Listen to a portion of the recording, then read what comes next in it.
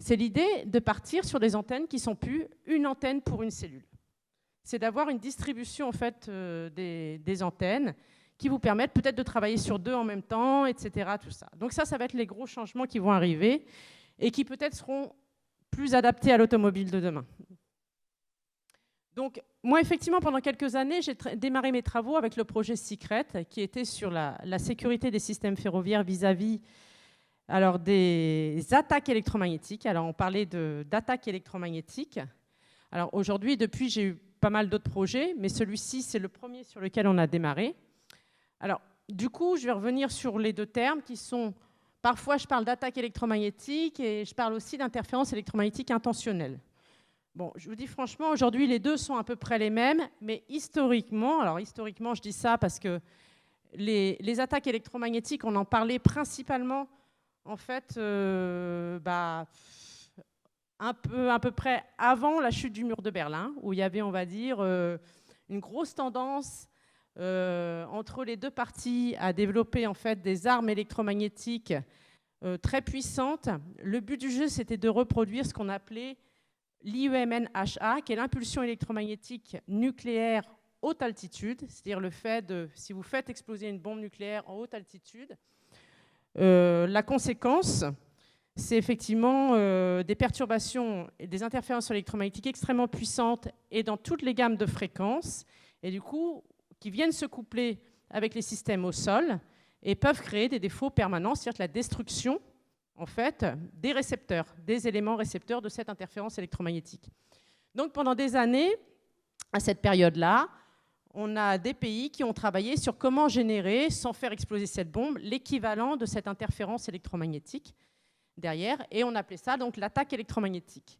Alors aujourd'hui, on parle plus d'interférence électromagnétique intentionnelle parce qu'on n'a plus besoin de générer des choses aussi importantes, aussi puissantes, pour la simple et bonne raison qu'aujourd'hui, donc, quand vous faites une attaque électromagnétique, ce que vous cherchez à faire, c'est finalement des ondes électromagnétiques qui vont se coupler sur les pistes magnétiques de vos équipements, qui vont devenir des antennes. Ça va introduire des signaux qui vont être des forces électromotriques parasites ou des courants parasites qui vont pouvoir détruire les composants à l'intérieur. Ou bien troubler des fonctions logiques, c'est-à-dire là où normalement un composant doit voir un 2 volts, et ben, il ne va pas le voir, enfin des choses comme ça. Voilà, c'est vraiment des signaux, tension, courant qu'on induit dessus. Maintenant, avec l'interférence électromagnétique, ben, on se dit que de toute façon, les équipements communiquent entre eux. Et plutôt que gêner l'équipement lui-même, on va juste venir empêcher qu'il reçoive la bonne information de l'autre. C'est juste ça qu'on va gêner. On va faire en sorte... Donc, du coup, on a plutôt tendance à utiliser le terme interférence. On va interférer sur la réception de l'information qu'il va recevoir. Alors, un des gros avantages, c'est que lorsqu'on faisait de l'attaque électromagnétique, il fallait de la puissance et il fallait surtout toucher beaucoup de bandes de fréquences. Donc, du coup, des équipements quand même un peu imposants. Lorsqu'on fait de l'interférence électromagnétique intentionnelle, c'est quand même beaucoup plus facile de perturber la réception d'un système. Et puis surtout, il suffit de toucher les bandes de fréquences qui sont les fréquences porteuses de l'information derrière. Donc, dans ce projet Secret, par exemple, alors on a du coup mené un ensemble de travaux, puis surtout ça nous a permis de développer en fait des pistes ensuite derrière qui aujourd'hui sont complètement d'actualité. Donc on a travaillé principalement sur identifier et caractériser les modes d'attaque. Alors les modes d'attaque, ça veut dire, nous on a travaillé par exemple en fonction des profils, selon si on avait des groupes de terrorisme, si on avait simplement des jeunes délinquants, etc., qui voulaient mettre en défaut le système ou quoi que ce soit, quels pouvaient être on va dire, les modes d'attaque et surtout le matériel vers lesquels ils allaient pouvoir se tourner, et par conséquent jusqu'à dérouler la conséquence qui pourra en découler quoi, derrière. Partant de profils d'attaquants, c'était principalement ça. On a effectivement mis en place des travaux pour venir évaluer la susceptibilité des systèmes de communication ferroviaire en présence de ces interférences électromagnétiques. Alors quand on dit évaluer, ça veut dire savoir si l'attaquant est à bord du train. Est-ce que ça va toucher uniquement le train en question? Déjà, s'il est à la queue, s'il est au début, est-ce que véritablement la communication va être touchée?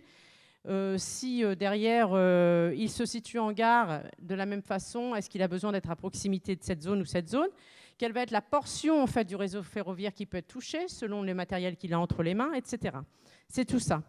Donc, c'était également étudier les réactions en chaîne. Donc, ça, à travers des analyses en fait, de risques qu'on vient d'écouler derrière, qui peuvent avoir derrière. Donc, par exemple, à défaut, gêner la communication GSMR. Si elle s'arrête une seconde, que se passe-t-il? Si elle s'arrête 2 secondes, que se passe-t-il au niveau du système, etc. Voilà. Et puis, surtout, développer des modes de détection derrière, à travers qui peuvent être des solutions de surveillance à bord, le long des voies ou bien en gare. Donc, c'est tous ces travaux qui ont été menés. Et puis, toujours, savoir comment repenser, d'avoir la solution de communication qui, si on détecte l'attaque, d'avoir la solution qui est en capacité de fonctionner au-delà de cette attaque derrière. Donc, moi, je vais par exemple vous illustrer un petit peu des petites choses qu'on a fait plus récemment sur le Wi-Fi au niveau aussi de la détection des attaques. Alors déjà, pour regarder comment nous, on va aller étudier la susceptibilité de ces systèmes, il faut rentrer un tout petit peu sur la façon dont le Wi-Fi marche. Alors, bien sûr, vous savez tous vous accrocher au Wi-Fi, ce n'est pas la question. Mais moi, je vais vous expliquer juste un petit peu ce que votre téléphone fait, les petites étapes qu'il fait pour s'accrocher à un point d'accès derrière. Alors, déjà, la première des choses, sur un réseau Wi-Fi, pour que ça fonctionne bien, il faut que chacun ait son petit canal de communication, c'est sa fréquence. Donc, par exemple, si on est plusieurs en fait, dans le même endroit, eh ben, il faut que chacun ait une fréquence porteuse, une fréquence de canal qui soit un petit peu différente. Sinon, ça va poser problème. Alors, des fois, quand on est dans des immeubles très denses, on sait qu'on n'a pas un très bon Wi-Fi parce qu'ils sont quand même un peu proches, les canaux, derrière. Donc, ça, c'est la base.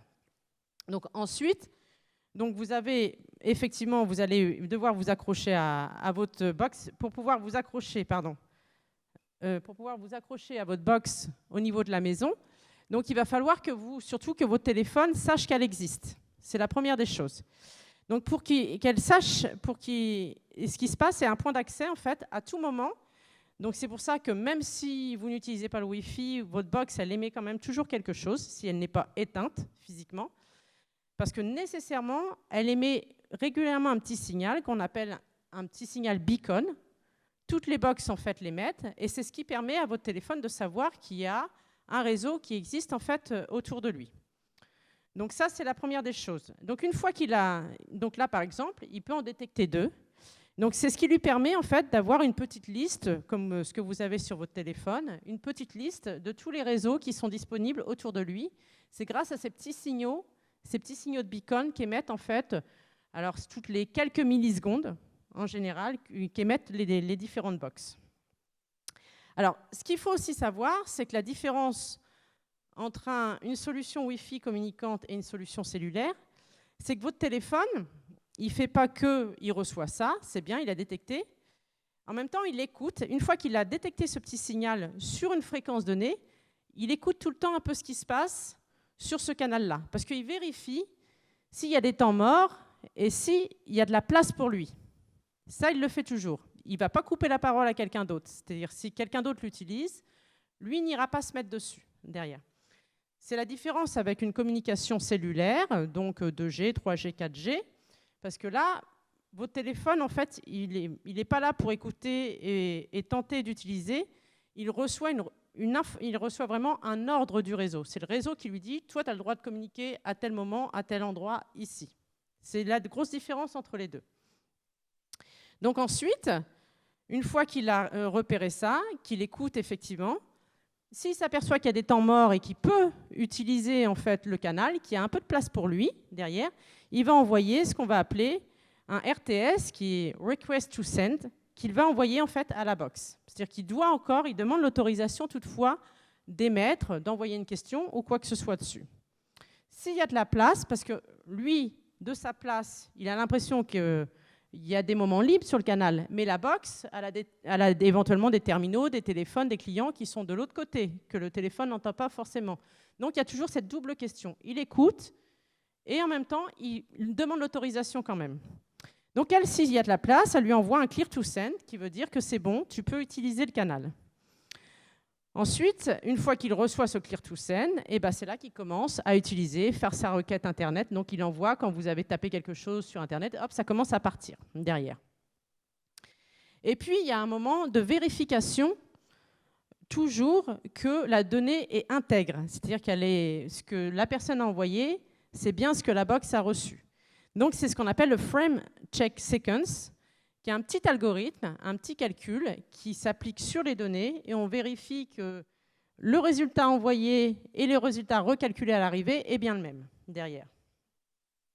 Donc ça, c'est tout. Et quand ça, c'est vérifié, il y a un acquittement, ce qu'on appelle acknowledgement, qui est envoyé, on va dire, à l'utilisateur pour dire « c'est bon, j'ai bien reçu ta demande et je m'en occupe ». Donc ça part dans le réseau ensuite IP par la suite.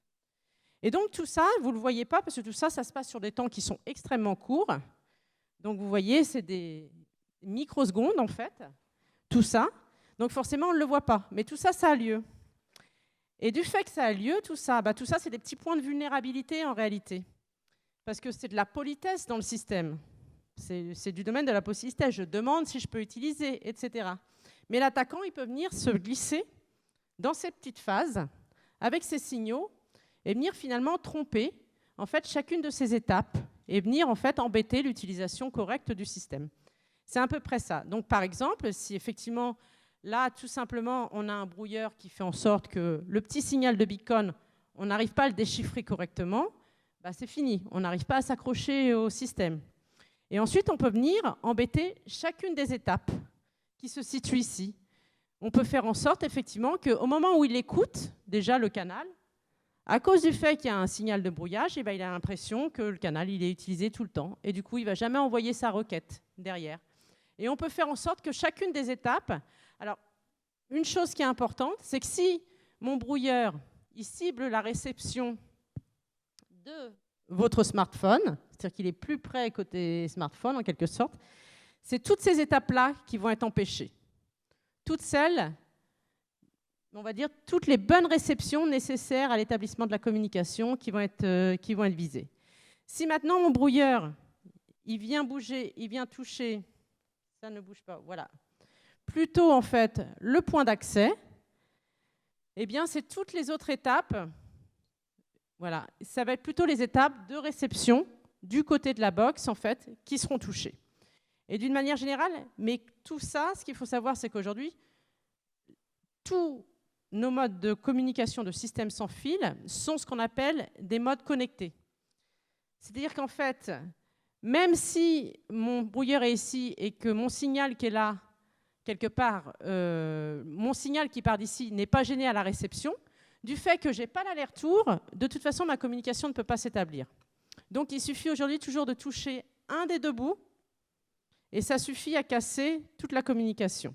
Alors qu'en théorie, enfin plus qu'en théorie, physiquement parlant, au niveau de l'onde électromagnétique, si je mets mon brouilleur ici, en fait, le signal que lui va envoyer, il va arriver correctement ici. Il ne sera pas déformé.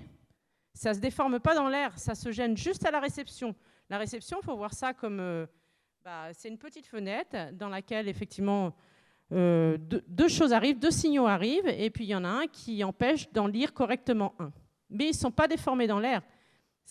Donc ça, il faut bien garder ça à l'esprit. Alors, un signal de brouillage, aujourd'hui, c'est principalement des trucs comme ça. Alors, je ne sais pas si vous comprenez un peu la représentation qu'on a là, mais en gros, ici, vous voyez, vous avez un brouilleur qui a 8 antennes. Et donc, les 8 antennes libèrent 8 signaux d'interférence intentionnels, chacune d'entre elles.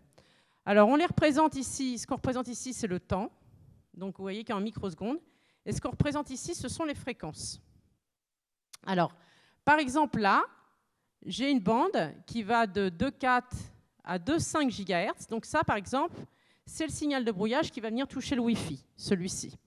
Donc ce qu'on voit, c'est qu'en fait, il balaye très rapidement une bande de 100 mégas et il revient au début de la bande et il rebalaye très rapidement avec des temps qui font en général quelques microsecondes. Et il revient comme ça sur tous les canaux du Wi-Fi. Il se promène dessus. Et ça va suffisamment vite pour faire comme si l'interférence était permanente. Alors nous, quand on travaille, on les modélise, en fait, ces signaux d'attaque, et puis on vient les générer avec des équipements qui sont un petit peu spécifiques et qui nous permettent justement de faire varier les paramètres de l'attaque selon ce qu'on peut trouver en fait, dans le commerce.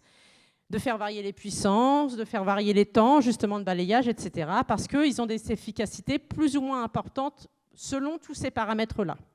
Et ce n'est pas forcément les mêmes efficacités pour un système de communication ou pour un autre derrière. Et donc, il y a une autre forme d'attaque qui vient s'en prendre aussi à cette partie. Donc, toujours cette partie qui est, je vous dis, la partie sans fil, hein, qui se passe entre votre téléphone et votre box. C'est ce qu'on appelle l'attaque de l'homme du milieu. Alors, l'attaque de l'homme du milieu, cette fois-ci, ce n'est pas un signal d'interférence. Là, pour le coup, c'est quelqu'un qui utilise des vrais signaux Wi-Fi, tout simplement. Et donc, son principe, c'est qu'en fait, il vient créer... Donc, vous avez, par exemple, ici, un point d'accès qui s'appelle Mickey. Vous passez par lui, en fait, pour aller sur l'Internet. Et puis, l'attaquant, lui, il usurpe l'identité de ce point d'accès. Alors, et en général, donc il s'appelle pareil. Il peut même avoir des adresses MAC identiques, des choses comme ça. Il peut complètement usurper, à un niveau plus ou moins performant. Et puis, souvent, ce qu'il fait derrière, il peut faire deux choses. Alors, soit il s'arrange pour émettre des signaux en fait, qui sont un peu plus puissants que le point d'accès licite, de façon à ce que vous alliez vous accrocher plus facilement sur celui-ci. Soit il fait autre chose, il vous décroche de l'autre d'abord. Alors pourquoi il peut vous décrocher? Parce que vous savez, le Wi-Fi, ça permet l'itinérance. C'est-à-dire que vous pouvez vous promener avec votre ordinateur portable, passer d'un point d'accès et vous accrocher à un autre. Ça se fait tout seul à l'intérieur d'une entreprise, etc. Parce qu'il y a quelque chose dans le protocole qui envoie ce qu'on appelle des ordres de déauthentification. C'est-à-dire quand votre terminal commence à avoir un signal faible et que lui-même émet un signal un peu faible au niveau du point d'accès, le point d'accès lui envoie ce qu'on appelle un ordre de déauthentification en disant « tu te décroches pour aller t'accrocher ailleurs ». Et bien, les attaquants, ils utilisent ce petit truc qu'il y a dans le protocole et en fait, ils vous décrochent sans que vous ne vous rendiez compte en fait, de ça, parce que ça fait partie du protocole. Et derrière, forcément, par la petite différence de puissance, vous revoyez plus naturellement en fait, l'usurpateur. Et donc, à partir du moment où il a fait ça, eh bien, il peut intercepter un ensemble de données, d'informations, etc. Donc ça, c'est ce qu'on appelle l'attaque de l'homme du milieu. Alors aujourd'hui, du coup, nous, parmi nos travaux de recherche, donc effectivement, on travaille beaucoup sur l'évaluation de la susceptibilité. Donc, évaluation de la susceptibilité, ça veut dire concevoir des bancs d'essai avec à chaque fois différents protocoles de communication. Donc là, je vous ai parlé du Wi-Fi, mais parfois, ça peut être du LoRa parce que faut évaluer effectivement les risques d'attaque sur les objets connectés dans certains cas. Autant que ça peut être de la 4G, en fait, selon les cas d'application. Enfin, on peut passer autant que ça peut être, comme je vous ai parlé de l'Eurobalise tout à l'heure, qui est quelque chose qui est vraiment que spécifiquement ferroviaire, mais on peut être amené à travailler là-dessus aussi. Et puis l'idée, c'est que ces bancs d'essai, ils doivent nous permettre de faire varier les conditions d'essai, toujours, mais en étant dans la parfaite maîtrise de ces conditions. Ça, c'est important. Parce qu'il faut véritablement savoir comment un défaut se produit par rapport aux conditions environnantes. Et puis, il faut éviter des tas d'imprécisions au moment des essais, donc, parce que vous savez que dans les systèmes de communication sans fil, il y a des antennes. Et les antennes, les choses peuvent se passer différemment selon si votre antenne elle est comme ci ou comme ça. Sa susceptibilité, c'est pareil, ne sera pas la même. Il y a des tas de choses comme ça qui sont à prendre en compte. On travaille sur modéliser et comment introduire les signaux d'attaque, évidemment, derrière. Surtout, l'aspect qui est très important, c'est d'identifier des indicateurs de qualité ou de défaut qui sont pertinents par rapport aux applications. Alors, comme je vous le disais, dans le Wi-Fi, on peut se dire que c'est le débit, par exemple, tout simplement. Mais après, ça peut être beaucoup plus complexe sur certaines applications, notamment industrielles ou des choses comme ça.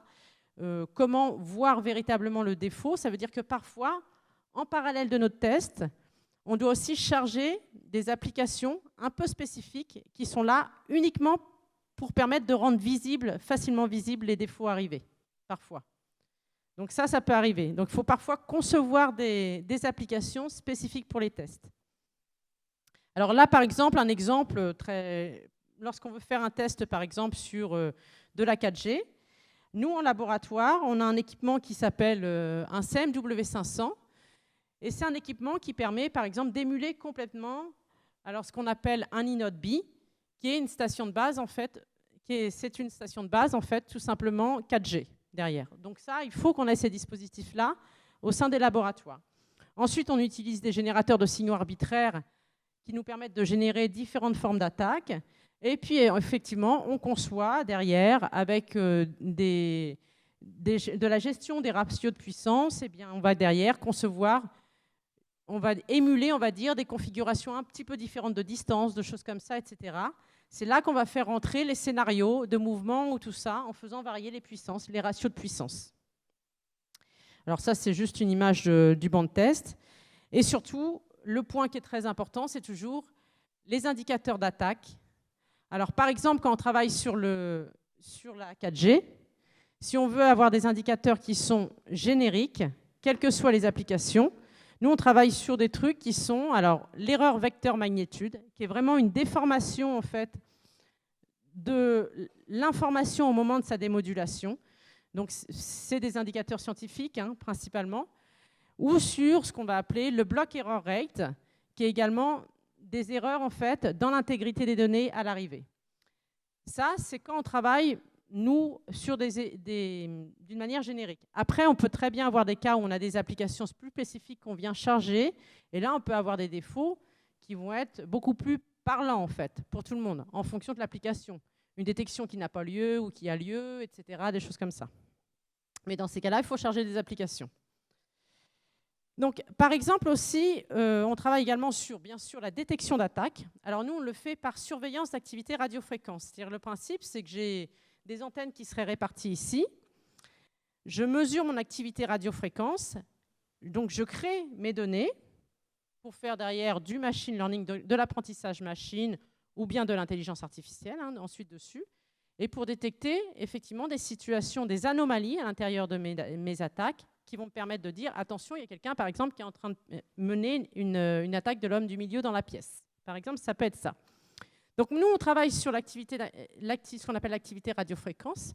C'est-à-dire que c'est des signaux, des ondes électromagnétiques que je mesure uniquement. Et donc, c'est un gros avantage. C'est qu'en fait, on n'a pas d'informations personnelles dedans. Ce sont uniquement des signaux.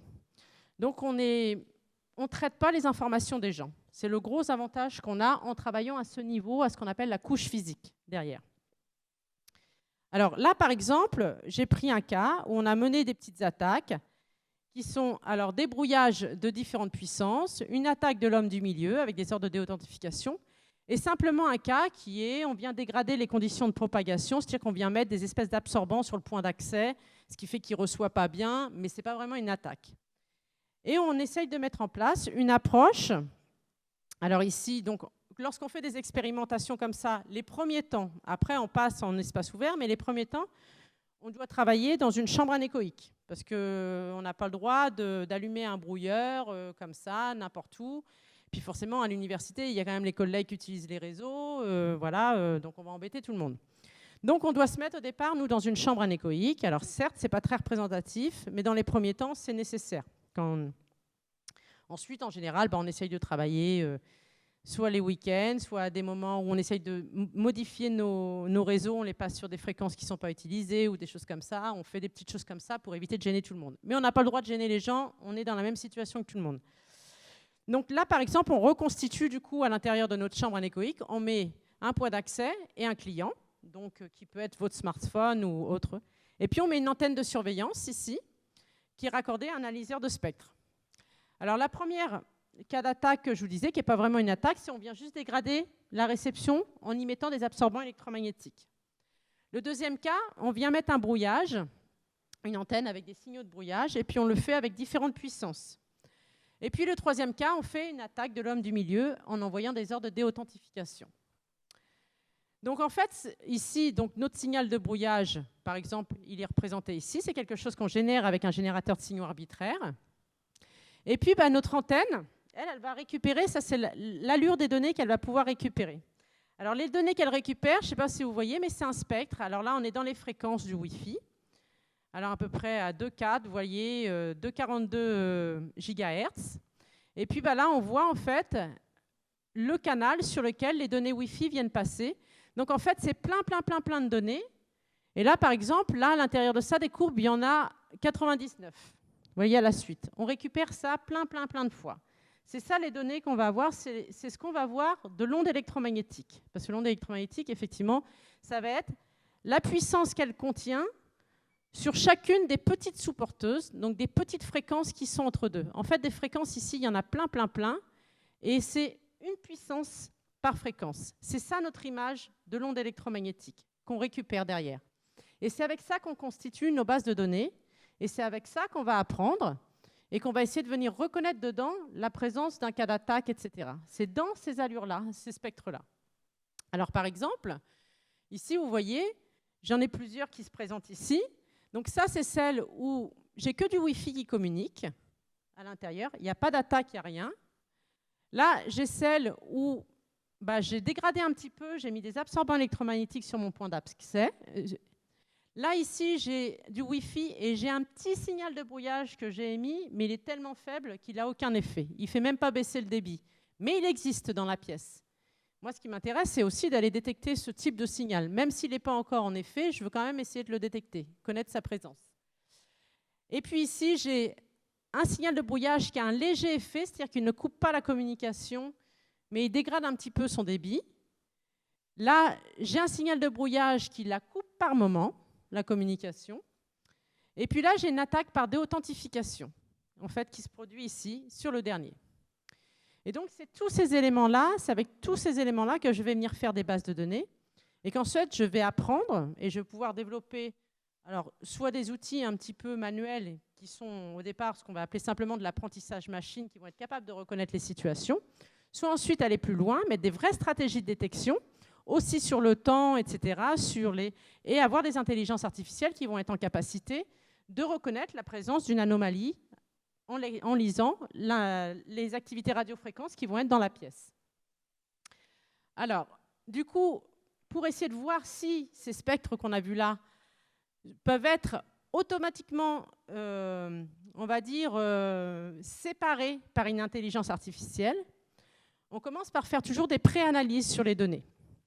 Alors, une première analyse qu'on fait, nous, c'est ce qu'on va appeler l'analyse en composantes principales. Donc ici, des spectres. Alors, si on était sur un autre domaine, ce ne serait pas des spectres, ce serait autre chose qu'on analyserait. Mais ici, on fait ce qu'on appelle une analyse en composantes principales. Alors, l'analyse en composantes principales, je vais donner une définition qui, peut-être qu'il y a des mathématiciens qui diraient que ce n'est pas assez précis, mais je vais grossièrement. C'est qu'en fait, chacun des spectres, c'est-à-dire de ce que j'ai récupéré là, autour de 2-4 GHz, chacun des spectres, je vais le résumer par une donnée, par exemple par sa moyenne, la moyenne de toutes les valeurs. Et puis ensuite, je vais le résumer par une autre, qui va être par exemple sa valeur max. Puis je vais le résumer par une autre, qui va être sa valeur min. Puis je vais le résumer par une autre, qui va être par exemple les 5 points les plus... Enfin, peu importe. Les composantes principales, on peut imaginer que c'est des données qui viennent, à un moment ou à un autre, résumer l'ensemble de la donnée. Donc moi, à chaque fois, c'est 1600 valeurs de puissance sur le spectre, qui viennent résumer ces 1600 valeurs. Et en fait, j'ai plein de composantes principales possibles qui sont des outils statistiques, en fait, mathématiques. Et ensuite, une fois que j'ai résumé tous mes spectres, donc chacun par toutes ces composantes principales, je vais ne garder que les 2 composantes principales qui révèlent le plus de variabilité, c'est-à-dire celles qui écartent le plus, en fait, les différents éléments que j'ai fait rentrer au départ. Et là, du coup, quand je vais essayer de faire ça, je vais garder les 2 qui groupent le plus de variabilité. Et du coup, je vais représenter chacun de mes spectres. Donc, je vais faire un axe avec la composante principale qui a la plus grande variabilité, celle qui a la deuxième plus grande variabilité. Et du coup, chacun de mes spectres, ça va plus être 1600 valeurs, ça va être un point qui va être la valeur de la composante principale 1, la valeur de la composante principale 2. Et je vais positionner mon spectre qui va devenir un point unique. Donc, quand je m'amuse à faire ça, et puis en plus, derrière, ce que je fais, on a en plus des algorithmes adaptatifs qui viennent reconnaître les classes. Et puis ensuite, lorsque je viens faire ça, voilà, ça me fait ça. Donc là, par exemple, j'ai le Wi-Fi qui est tout seul. Vous voyez ? Donc je regarde comment se représentent en fait tous mes spectres de Wi-Fi tout seul. Ensuite, je viens mettre mes absorbants et ils viennent se positionner ici. Là, mon système considère que c'est la même classe parce que c'est la même couleur. Je remets du Wi-Fi, c'est pareil. Là, j'envoie des spectres avec des attaques par déauthentification. Et là, voilà ce que fait mon système. Il voit apparaître un peu de points noirs, un peu de points rouges, un peu de points verts. C'est-à-dire qu'il voit apparaître 2 classes différentes. Et si je veux détecter des attaques par déauthentification, du coup, par la suite, je vais mettre en place une stratégie qui dit c'est l'alternance entre une classe verte, une classe rouge, une classe noire. Ça représente la présence d'une attaque par déauthentification. Ensuite, je mets du brouillage qui entraîne un petit peu de coupure. Là, on voit que c'est la création de 2 classes au sein de mes spectres. Et du coup, c'est pareil, si je veux détecter ça, je vais mettre en place une stratégie qui est basée là-dessus, sur l'apparition de ces 2 classes, etc. Et on fait ça, si je refais du Wi-Fi. Là, j'ai un brouillage qui réduit un petit peu le débit. Donc, on voit que je peux le détecter parce qu'il se sépare bien de la situation normale. Et là où j'ai plus de mal, voilà, c'est si je mets un brouillage sans effet, on voit que... Alors, vous voyez un petit peu, il se met un peu sur le côté, mais quand même pas facile. Donc, celui-ci sera bien plus difficile à détecter parce qu'il faudra le séparer. Donc, depuis, on a trouvé des nouvelles astuces. Hein. Voilà, donc je vais avancer. Alors, toujours est-il qu'aujourd'hui, principalement, en fait, les développements qui sont importants, c'est d'aller développer des intelligences artificielles qui vont être capables de détecter toutes ces formes d'attaques. Et de plus en plus, ce qu'on cherche, c'est pas seulement les détecter, mais surtout, c'est géolocaliser les points sources. Donc pour ça, il faut qu'on travaille sur des intelligences artificielles qui classifient par type d'attaque aujourd'hui, et puis surtout par position des sources d'attaque. C'est ça aussi. Donc on travaille principalement... Alors nous, la donnée, elle n'est pas disponible comme ça. Hein, on ne récupère pas de la donnée sur Internet comme ça. Donc le gros de notre travail aujourd'hui, c'est développer des dispositifs de mesure qui sont capables de récupérer des données dans les différents points de la pièce, en fait, c'est-à-dire simultanées, c'est les grosses, d'étudier des configurations de surveillance, c'est-à-dire selon les endroits où je positionne mes antennes, comment mes données sont plus ou moins parlantes, et de rechercher aussi également, surtout, les propriétés d'antenne aussi, parce que les spectres que je vous ai montrés, il suffit que je change mon antenne et leur tête, elle change complètement derrière. Donc ça veut dire que c'est des choses qui sont aujourd'hui pas visibles pour le grand public, mais avoir une intelligence artificielle efficiente derrière, avec le moins de calculs possible, etc., c'est d'abord récupérer des données qui englobent une grosse variabilité en fonction des situations. Donc travailler beaucoup sur les antennes au démarrage, sur les façons dont je les positionne, etc. Donc voilà, merci beaucoup.